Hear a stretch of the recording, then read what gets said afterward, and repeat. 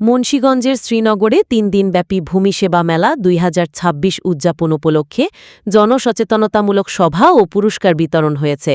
মুন্সিগঞ্জ থেকে মেহেদী সুমনের প্রতিবেদনে বিস্তারিত।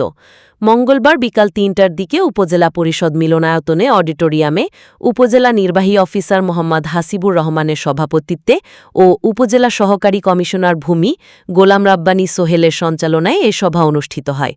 এতে বক্তব্য রাখেন শ্রীনগর উপজেলা বিএনপির সাধারণ সম্পাদক এম হাফিজুল ইসলাম খান, শ্রীনগর থানা অফিসার ইনচার্জ মোহাম্মদ জুয়েল মিয়া, শ্রীনগর প্রেস ক্লাবের সভাপতি Mohammad Arif Hossain, Srinagar pilot school and কলেজের অধ্যক্ষ মোহাম্মদ আবুল হোসেন, শ্রীনগর ইউনিয়ন বিএনপির সভাপতি আশরাফুল হোসেন মিলন, ইমাম মাওলানা শাহাদাত হোসাইন বিক্রমপুরী প্রমুখ। এ সময় আরও উপস্থিত ছিলেন উপজেলা কৃষি অফিসার মোহাম্মদ বিন সাদেক, মহিলা বিষয়ক কর্মকর্তা কান্তা পাল, সমাজসেবা কর্মকর্তা অনিক রায়, পিআইও কর্মকর্তা মোহাম্মদ তাজুল ইসলাম সহ উপজেলা পরিষদের বিভিন্ন দপ্তর প্রধান, বিভিন্ন ইউনিয়ন ভূমি সহকারী কর্মকর্তা, শিক্ষক, ছাত্রছাত্রী ও গণ্যমান্য ব্যক্তিবর্গ। সভা শেষে ভূমি সংক্রান্ত কুইজ প্রতিযোগিতায় বিজয়ীদের মাঝে পুরস্কার বিতরণ করা হয়।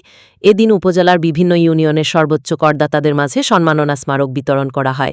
আমন্ত্রিত অতিথিদের ক্রেস্ট প্রদান করা হয়।